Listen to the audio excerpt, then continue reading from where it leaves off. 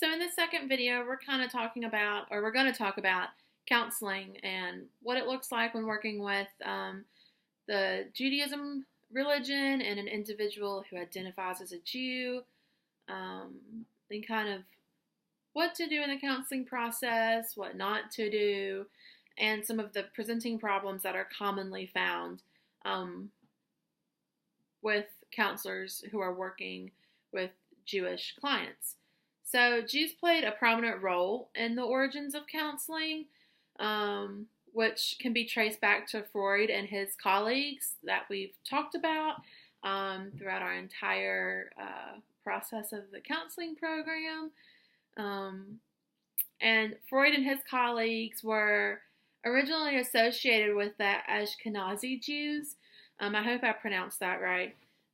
But that is a branch of Judaism that falls under the big umbrella that we talked about in the other video with the Orthodox, Reform, and Conservative Jews.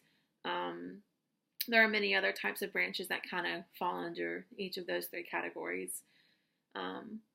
It's important for counselors, all counselors really, both Jewish and Gentiles. So in the Judaism religion, a Gentile is an individual who is not of the Jewish faith. So both Jewish counselors and Gentile counselors need to engage in self-assessment regarding their thoughts and feelings about Jews, Judaism, and the Jewish culture. I know it's very easy to have stereotypes already built in our heads about the Jewish culture and community from textbooks, TV shows, movies, news reports from past history incidences. So it's really important to kind of check those biases and stereotypes at the door when you're working with a client who is identifies as Jews. It's important to educate yourself kind of through this video and further research if you have a desire to learn more about Judaism. It's also important to seek supervision. I know one topic that we talked about was whether or not to refer a client if you don't feel competent or comfortable enough working with them based off of something, a religious view or anything else. I would say before that, you do need to educate yourself and seek supervision from your supervisor. Or you can attend counseling yourself, like personal counseling. It's very important that, you kind of talk to someone about some of the stereotypes or biases that you have of an individual with someone other than your supervisor. Because there are many ways to be Jewish. Jewish counselors shouldn't assume that their American Jew clients have the same beliefs and practices. So American Jewish clients fall more under the Reform or Conservative branch of Judaism. Kind of meshes the two together. When non-Jewish counselors are working with American Jewish clients or any other Jewish client, the issues are different. The main issue would be for the non-Jewish counselor to be knowledgeable about Judaism, and that goes back to educating yourself and seeking supervision. Counselors should understand that Judaism is more than a religion and that the Jewish identity is quite complex. It's a way of living for people, kind of like Christianity and Buddhism and Hinduism, all those things. It's a way of living for someone. It's not just about the religion itself. It's how someone guides their daily practices towards and lives, and it's not just a religion. It's their life. It's important for counselors to not let assumptions guide their treatment plan. Being Jewish should not be the only factor in understanding a client, which I know that goes back to educating and having those stereotypes already in our heads, but A person's religion is not the only presenting factor that they're bringing to the session and to the relationship. There's many other things that they're bringing to it, and so it can be very easy for an individual to kind of sit there and make their treatment plan focus around the religion, which not saying you shouldn't, but it's not the only factor. It's not the only thing that that person is bringing to your sessions. So it's very important to incorporate it, but not limit the treatment plan to that religion. With American Jews, family is often their primary social structure, so that's their main form of support. There are emotional consequences for American Jews and any other Jews that go against the wishes of the family. So if you're a non-Jewish counselor, it's very important to kind of have that knowledge of the family structure in the Jewish community and religion. Because if you're approaching a family issue in a way that is typical for Americans, it's not going to work with someone who is of a different faith, especially Judaism, because it can cause conflict in that family. It can also cause that person to lose that support system that they have and need.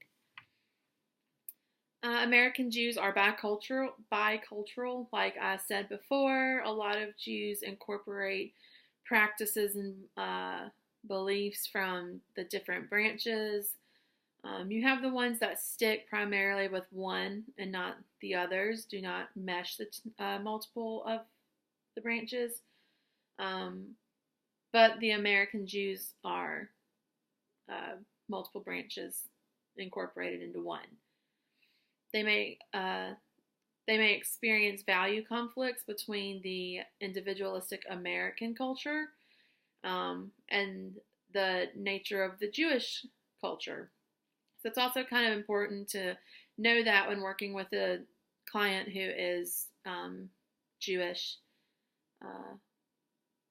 and learn to kind of mesh the two together into an effective treatment plan that benefits the client and they get what they need from the sessions.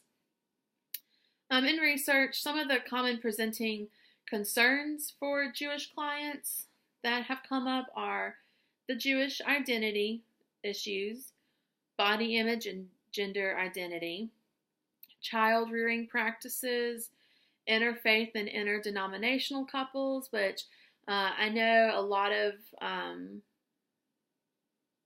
religions and spiritual practices may see this, where you have someone from one faith and background come together with someone from a different background and spiritual and faith belief. And so kind of learning how to combine the two to work effectively for each other is often seen with the Jewish clients. They come in for counseling, which also leads to the next one, which is conversion to or from Judaism. Sexual orientation is a presenting problem that is commonly seen. And then the last one is religion, the religion itself.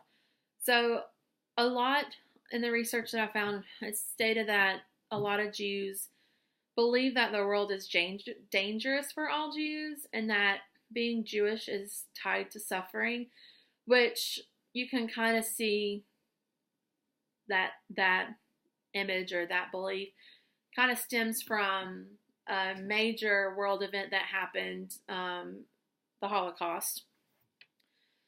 And a lot of children and grandchildren of the survivors of the Holocaust do actually believe that being Jewish is tied to suffering and causes a lot of suffering to themselves, to their community.